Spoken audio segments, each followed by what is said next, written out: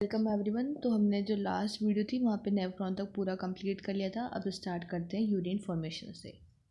Urine formation involve 3 main processes. कौन कौन से 3 मेन प्रोसेस हैं जो यूरिन फॉर्मेशन में हेल्प करेंगे? पहला ग्लोमुलर फिल्ट्रेशन, दूसरा रीएब्जॉर्प्शन और थर्ड इज सिक्रीशन। तो ये 3 मेन स्टेप्स हैं जो इंपॉर्टेंट है यूरिन फॉर्मेशन के लिए। Glomerular filtration, reabsorption and secretion that take place in different parts of the nephron. The first step is urine formation is the filtration of the blood. सबसे पहला step क्या है? Filtration करना। किसका? Blood का filtration करना, which is carried out by the glomerulus and is called glomerular filtration. जो कहाँ से होता है? ग्लोमेरुलस से होता है और उसे कहते हैं glomerular filtration. On an average 1100 to 1200 ml of blood is filtered by the kidney per minute, which constitute roughly 1/5 of the blood pumped out by each ventricle of the heart in a minute. अब ये कह रहे हैं रफली 1100 से 1200 ml of blood filter करती है हमारी किडनी पर मिनट, जो 1/5 है किसका? हमारे जो ब्लड पंप होता है, हमारा वेंट्रिकल जो करता है उसका 1/5 पार्ट है जो किडनी में फिल्ट्रेशन हो रहा है. The glomerular capillary blood pressure causes filtration of the blood through 3 layers. अब जो ग्लोमुलर है उसकी कैपिलरी में जो ब्लड प्रेशर क्रिएट होता है उसके वजह से फिल्ट्रेशन होता है ब्लड का. कौन कौन सी 3 लेयर हैं जो रिस्पॉन्सिबल हैं इस फिल्ट्रेशन को परफॉर्म करवाने के लिए? That is the endothelium of glomerular blood vessel. किसके एंडोथीलियम? ग्लोमेरुलर ब्लड वेसल की. एपिथीलियम बोमन्स कैप्सूल की. और बेसमेंट मेम्ब्रेन जो इन दोनों के बीच में आती है. तो कौन कौन सी 3 लेयर रिस्पॉन्सिबल हैं जो फिल्ट्रेशन कराने में हेल्प कर रही हैं? एंडोथीलियम ग्लोमेरुलर ब्लड वेसल की, एपिथीलियम बोमन कैप्सूल की और इन दोनों के बीच में basement membrane. The epithelial cells of Bowman's capsule called podocytes. जो एपिथेलियल सेल्स होते हैं बोमन्स कैप्सूल के उन्हें क्या कहा जाता है? पोडोसाइट्स. और कैसे अरेंज होते हैं ये? Intricate manner so as to leave some minute spaces called the filtration cells और स्लिट स्पोर. तो हम ऐसे समझ सकते हैं ये एपिथेलियल सेल्स हुए बोमन्स कैप्सूल के, ठीक है, जिन्हें क्या कहते हैं? पोडोसाइट्स. और कैसे अरेंज है वो? थोड़ा थोड़ा ऐसे एक छन्नी के टाइप की जैसे अरेंज हो जाएंगे. क्या बनाएंगे? इन्हें बोलेंगे हम फिल्ट्रेशन स्लिट्स या फिर slit process. Blood is filtered so finally though these membrane that almost all constituent of plasma except the protein pass on to the lumen of the Bowman's capsule. Therefore it is considered as a process of ultrafiltration. अब इसे ultrafiltration का process क्यों कहा गया है? क्योंकि यहाँ पे ब्लड इतना फाइनली, बहुत फाइनली फिल्टर आउट होके जाता है कि सब कुछ जितना भी कॉन्स्टिट्यूएंट है प्लाज्मा का, प्रोटीन्स वगैरह सबको छोड़ के इस थ्रू से प्रोटीन्स पास ही नहीं हो पाते, बाकी सब वो चला जाता है. तो मतलब इतना फाइनली फिल्ट्रेट होता है कि प्रोटीन जो है वो इधर ही रह जाते हैं, प्रोटीन हमारे यूरिन में नहीं आते. इसीलिए इसे कहा गया है एक अल्ट्रा फिल्ट्रेशन, मतलब जो बहुत अच्छे तरीके से परफॉर्म किया जा रहा है. तो कोई पूछे कि जब अल्ट्रा फिल्ट्रेशन होता है तो उसमें से कौन सी चीज़ है जो पास आउट नहीं होती, जो फिल्टर नहीं होती? तो क्या पास आउट नहीं होते? प्रोटीन्स. यहाँ लिखा है एक्सेप्ट द प्रोटीन्स. तो ये हमारे पास नहीं होते. और अगर ये पास हो रहे हैं और यूरिन में मिल रहे हैं तो मतलब कोई डिसफंक्शन हो गया है, कुछ वहाँ पे उसकी फिजियोलॉजी बिगड़ गई, कुछ पैथोलॉजिकल कंडीशन आ गई है.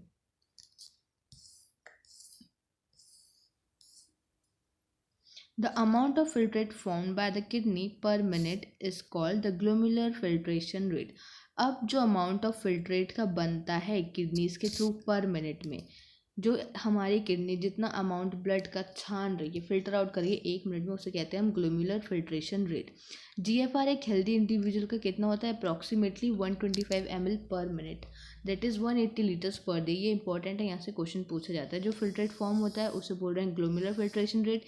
1 मिनट में कितना फिल्ट्रेट बनता है हमारा? 125 ml पर मिनट. और पूरे दिन का लगा जाए तो 180 लीटर पर डे. तो लगभग 180 लीटर पर डे हमारा जो बनता है GFR. The kidney have built in mechanism for the regulation of glomerular filtration rate. Kidney के पास क्या है? एक बिल्ट इन मैकेनिज्म, मतलब उसका खुद का मैकेनिज्म है जो इसको रेगुलेट करती है, कम बढ़ती ज़्यादा जो भी करना है.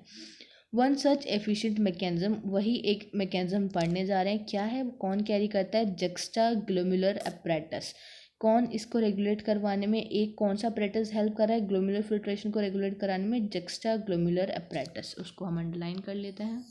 क्या करता है ये? GFR को रेगुलेट करता है. JGA जक्स्टा ग्लोमेरुलर अपैरेटस क्या है? एक special sensitive region formed by the cellular modification in the distal convoluted tubule and the afferent arteriole at the location of their contact. अब ये ग्लोमुलर था, यहाँ पे एफरेंट आर्टरी और इफरेंट आर्ट्रियोल थे, फिर यहाँ पे पीसीटी बनता है, फिर यहाँ हुलूप ऑफ हेनले और फिर डीसीटी। अब जहाँ पे एफरेंट आर्ट्रियोल, कौन सी आर्ट्रियोल, ये याद रखना, एफरेंट आर्ट्रियोल। कौन सी आर्ट्रियोल है, एफरेंट आर्ट्रियोल। जब एफरेंट आर्ट्रियोल ये और यहाँ डीसीटी के सेल्स जिस पॉइंट पे ये कांटेक्ट कर रहे होंगे वहीं पे एक मॉडिफिकेशन हो जाएगी और वही बना लेंगे क्या, JGA, जक्स्टा ग्लोमुलर अपरेटस, जो क्या है, एक सेंसिटिव रीजन है। और कहाँ बन रहा है, एफरेंट आर्ट्रियोल और डिस्टल कॉन्वोलेटेड की एक पॉइंट ऑफ कॉन्टैक्ट पे, जहाँ पे वो कॉन्टैक्ट करते हैं। A fall in GFR can activate the JG cell to release the renin, which can stimulate the glomerular blood flow and thereby the GFR back to the normal. अगर GFR में decrease आता है तो क्या activate होता है, JG cells activate हो जाते हैं। क्या रिलीज करवाएंगे वहाँ से, रेनिन। रेनिन की स्पेलिंग याद देख लो, RENIN, रेनिन। यहाँ ये वाला रेनिन है। और एक एंजाइम पढ़ते हैं हम डाइजेशन वाले चैप्टर में, वो रेनिन होता है, RENNIN। तो यहाँ पे देख लो क्या है, which can stimulate the glomerular blood flow, जब क्या कराएगा, ग्लोमेरुलर ब्लड फ्लो को स्टिमुलेट कराएगा और वापस GFR का रेट क्या हो जाएगा, नॉर्मल हो जाएगा। A comparison of the volume of the filtrate found per day, अगर हम कंपेयर करें कि कितना फिल्ट्रेट बन रहा है पर डे फिल्ट्रेट तो बनता है 180 लीटर पर डे, लेकिन जो यूरिन रिलीज करते हैं वो कितना करते हैं, 1.5 लीटर। तो अप्रॉक्सीमेटली 99% तो इसका पार्ट रीएब्जॉर्ब ही हो गया ना। तो अगर हम 180 लीटर यूरिन एक्सीड आउट करने लगे तो क्या हो जाए, डेफिशिएंसी हो जाए अच्छी खासी इंसान की बॉडी में, तो पानी की कमी आ जाए। इसलिए बनता तो 180 लीटर पर डे है फिल्ट्रेट, लेकिन उसमें से जो एक्सीड आउट होता है, जो यूरिन निकलता है, वो कितना बनता है, 1.5 litre. Suggests that the nearly the 99% of the filtrate has to be reabsorbed by the renal tubules. तो क्या हो गया, 99% पार्ट क्या हो रहा है, रीएब्जॉर्ब हो रहा है। और कितना बनता है, 180 लीटर पर डे, निकलता कितना है, 1.5 litre. This process is called reabsorption, और इस प्रोसेस को क्या कहा जाता है, रीएब्जॉर्प्शन। मतलब 180 लीटर बना था और उसमें से इतना पार्ट एब्जॉर्ब हो गया, तो उसे कहा गया reabsorption. The tubular epithelial cell in different segments of nephron perform this either by active और पैसिव मैकेनिज्म। अब जो ये रीएब्जॉर्प्शन का प्रोसेस है, तो ये कहाँ हो रहा है, अलग अलग रीनल ट्यूब्यूल के अलग अलग पार्ट्स हैं जो इस रीअब्जॉर्प्शन को परफॉर्म करवाते हैं। The tubular epithelial cell in different segments of the nephron perform this either, कैसे परफॉर्म करते हैं, या तो एक्टिव या फिर पैसिव मैकेनिज्म। जैसे कि कुछ एग्जाम्पल हैं, जैसे कि ग्लूकोज, अमीनो एसिड और सोडियम। ये जो फिल्ट्रेट में होते हैं ये रीएब्जॉर्ब होते हैं एक्टिवली, वहीं पे जो नाइट्रोजन वेस्ट हैं वो एब्जॉर्ब होते हैं पैसिव ट्रांसपोर्ट। तो ये लाइन भी इंपॉर्टेंट है, कौन कौन चीज़ें एक्टिव ट्रांसपोर्ट के थ्रू रीएब्जॉर्प्शन की जा रही है, ग्लूकोज, अमीनो एसिड और कौन सा मेटल आयन, सोडियम का। ये सब कैसे एब्जॉर्ब होती हैं, एक्टिवली। ये इंपॉर्टेंट है, इसको अंडरलाइन कर लो, कौन कौन सी चीज़ें एक्टिवली रीएब्जॉर्ब हो रही हैं, ग्लूकोज, अमीनो एसिड और sodium in the filtrate are reabsorb actively. वहीं पे जो नाइट्रोजनस वेस्ट है, लाइक यूरिया, यूरिक एसिड, ये कैसे एब्जॉर्ब होता है, पैसिव ट्रांसपोर्ट के थ्रू। एक्टिव पैसिव ट्रांसपोर्ट समझते हो ना, एक्टिव जहाँ पे एनर्जी खर्च करवा के कोई काम करवाया जाए और पैसिव अपने आप हो जाए अकॉर्डिंग टू कंसंट्रेशन ग्रेडियंट। तो एक्टिवली ट्रांसपोर्ट होते हैं वो रीअब्जॉर्ब होते हैं ग्लूकोज, अमीनो एसिड और सोडियम, और पैसिवली होता है nitrogenous waste. Reabsorption of water also occur passively, reabsorption भी कैसे होता है, पैसिवली होता है in the initial segments of the nephron. अब ड्यूरिंग यूरिन फॉर्मेशन, जब यूरिन बनता है, जो ट्यूबुलर सेल्स हैं वो सिक्रीट करते हैं कुछ सब्सटेंसेस, जैसे कि हाइड्रोजन और पोटेशियम और अमोनिया इनटू द फिल्ट्रेट। अब tubular secretion is also an important step in urine formation. ये लाइन भी बहुत इंपॉर्टेंट है कि यहाँ क्वेश्चन पूछा है कि किसका सिक्रीशन एक इम्पॉर्टेंट स्टेप है यूरिन फॉर्मेशन में, किसका, ट्यूबुलर सिक्रीशन का। और ट्यूबुलर सेल क्या सिक्रीट कर रहे हैं, हाइड्रोजन आइंस, पोटेशियम और अमोनिया। तो ये भी हमें अंडरलाइन करना है, ट्यूबुलर पार्ट जो है, सेल्स जो है सिक्रीट क्या करते हैं, हाइड्रोजन आइन, पोटेशियम और द अमोनिया। अब ट्यूबुलर सिक्रीशन इंपॉर्टेंट क्यों है, क्योंकि वो हेल्प करता है, वो क्या करता है, एक इंपॉर्टेंट स्टेप है यूरिन फॉर्मेशन में। क्या करता है, आयनिक और acidic base balance of the body fluids का मेंटेन करके रखता है। Now functions of the tubule, tubule के फंक्शन क्या क्या हैं? प्रॉक्सिमल कॉन्वोलेटेड टिब्यूल, या जिसे हमने बोला था पीसीटी। पीसीटी क्या है, कौन लाइन करता है उसको? Simple cuboidal brush border epithelium. ये हम टिश्यूज़ वाले चैप्टर में भी पढ़ के आए। इसकी एक हमने ट्रिक याद करी थी, कर्व डॉग टॉनी। कब मीन्स क्यूबॉइडल, डॉग मतलब डिस्टल डक्ट्स ऑफ ग्लैंड, और टोनी से था ट्यूबुलर पार्ट्स ऑफ नेफ्रॉन। तो ट्यूबुलर पार्ट्स ऑफ नेफ्रॉन का कौन पार्ट है? पीसीटी। तो पीसीटी को कौन लाइन कर रहा है? Simple cuboidal brush border epithelium which increases the surface area for reabsorption। अब इसका सरफेस एरिया क्यों बढ़ा रहे हैं हम रीअब्जॉर्प्शन के लिए? क्योंकि जो 70 to 80% रीएब्जॉर्प्शन है हमारे फिल्ट्रेट का, कौन करवाती है? पीसीटी करवाती है। तो ये इंपॉर्टेंट है, ये लाइन भी इंपॉर्टेंट है। यहाँ से क्वेश्चन पूछा जाता है कि maximum reabsorption is perform by whom, कौन परफॉर्म करता है? PCT, proximal convoluted tubule. तो प्रॉक्सिमल कॉन्वोलेटेड टिब्यूल किसके थ्रू लाइन है? Simple cuboidal brush border epithelium, जो क्या करती है? सरफेस एरिया बढ़ाती है, इंक्रीज कर रही है। क्यों चाहिए हमें?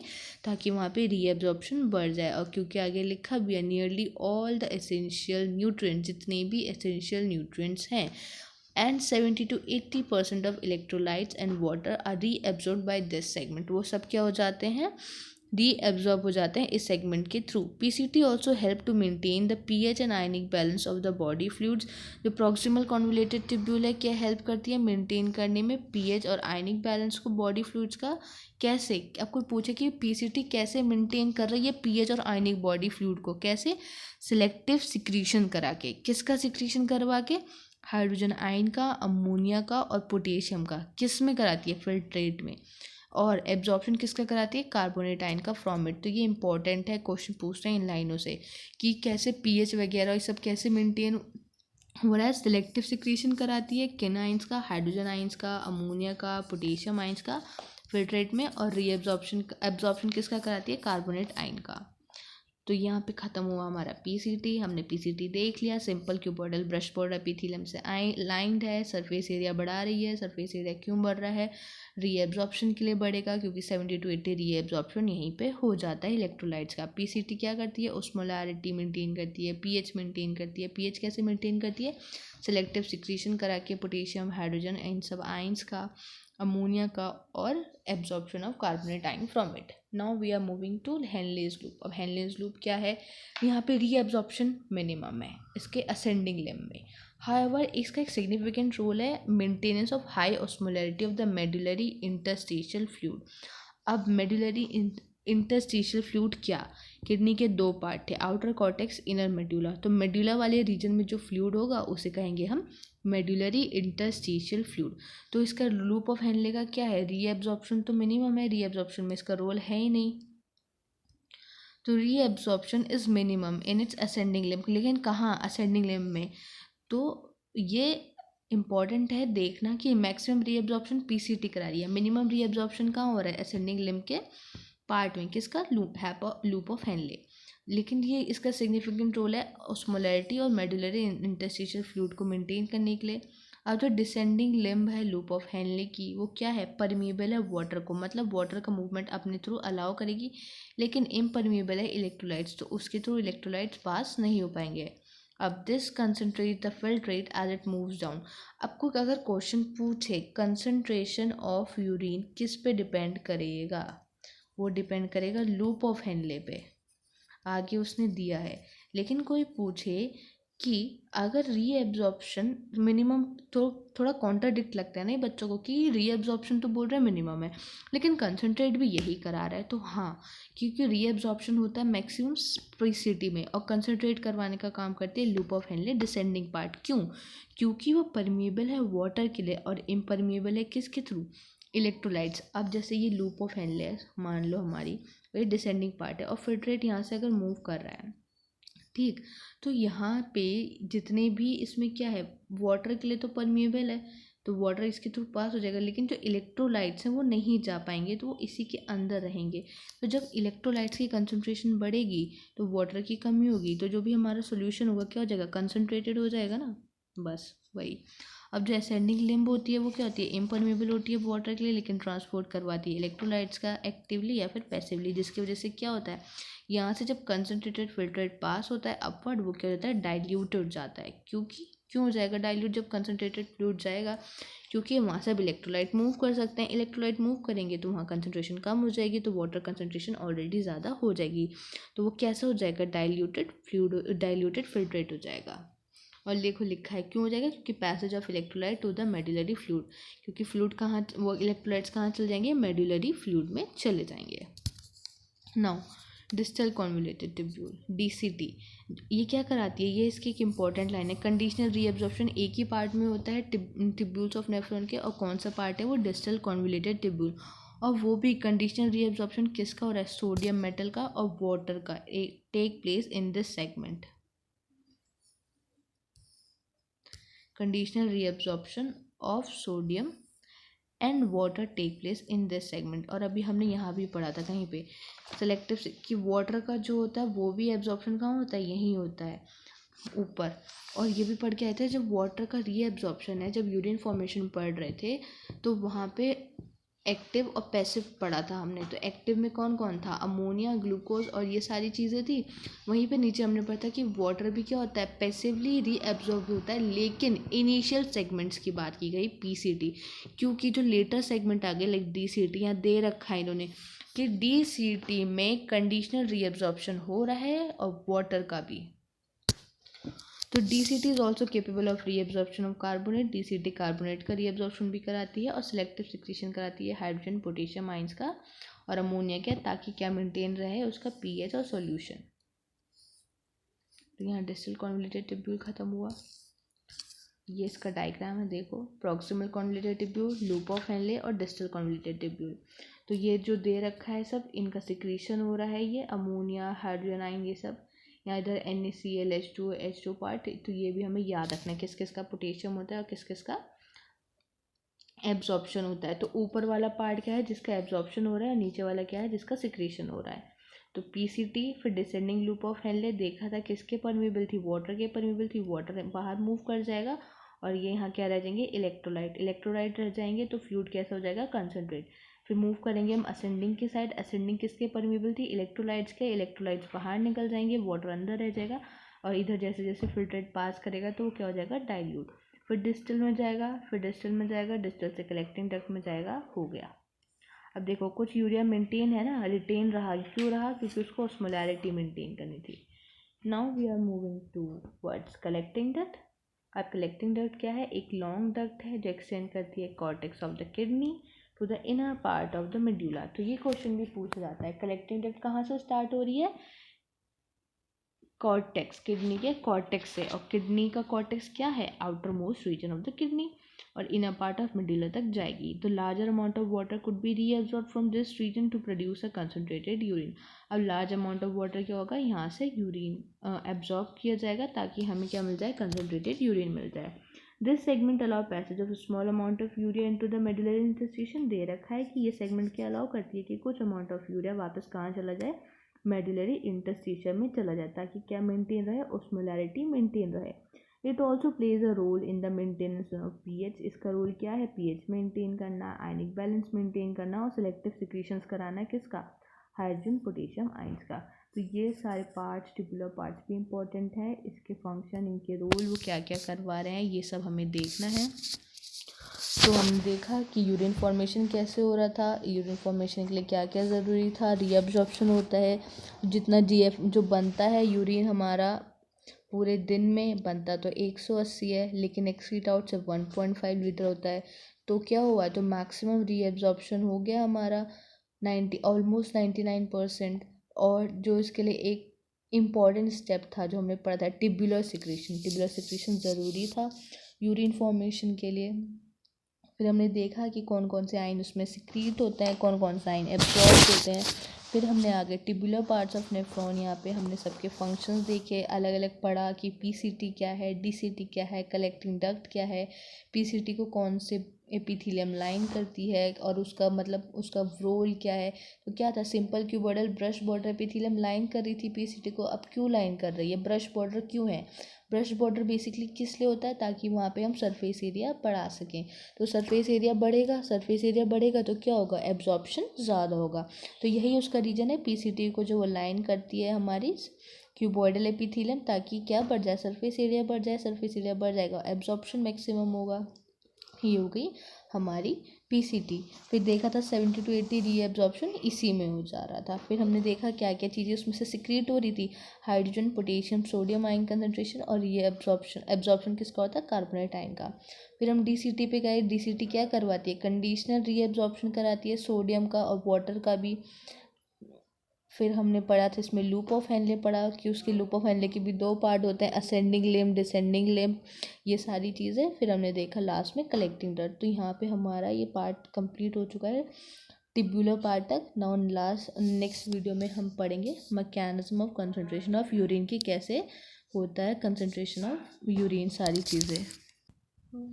Bye bye, thank you.